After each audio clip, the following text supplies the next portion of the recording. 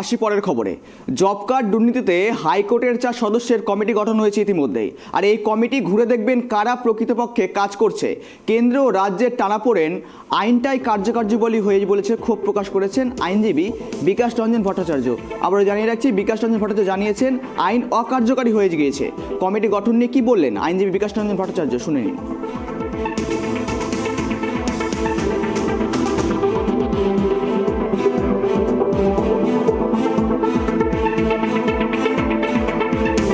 দেখুন, আমরা যেটা মামলা করে বারবার বলছি যে রাজ্য সরকার কেন্দ্রীয় সরকার নিজেদের মধ্যে মারামারি করছে, চিঠি চালাচালি করছে।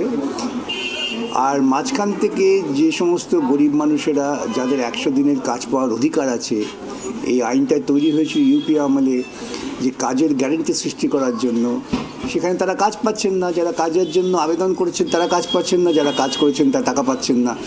এই দুই সরকারের ঝগড়ার মধ্য দিয়ে আমরা উলুখোগড়ার প্রাণ কেন যাবে, তাদের টাকাটা দেওয়া হোক, সেই জন্যেই আজকে আদালত 4 সদস্যের কমিটি করে দিয়েছেন যে তারা খতিয়ে দেখবেন যারা যারা কাজ করেছেন, যাতে তাদের টাকাটা অতি সহজেই তারা পেয়ে যান। এই 100 দিনের কাজের প্রকল্পটাকে দুই সরকার ঝগড়া করে প্রকৃতপক্ষে আইনটাকেই অকার্যকরী করে দিচ্ছে। এটা একটা খুব পরিকল্পিত ভাবেই হচ্ছে বলে আমার ধারণা এবং আশঙ্কা। উদ্ধার হয়ে যাওয়া টাকা, যেটার কথা বলা হচ্ছে 2.10 কোটি টাকা প্রায়, সেটা তো রাজ্য সরকার বলছে যে দেওয়া যায় কিনা দেখছি। তাহলে এই সদস্য কমিটি না, দেওয়া যায় কিনা দেখছি মানে যে ওই টাকাটা নাকি রাজ্য সরকারের কাছ থেকে কেন্দ্রীয় সরকার উদ্ধার করেছে, যে টাকাটা অপব্যয় হয়েছিল বলে।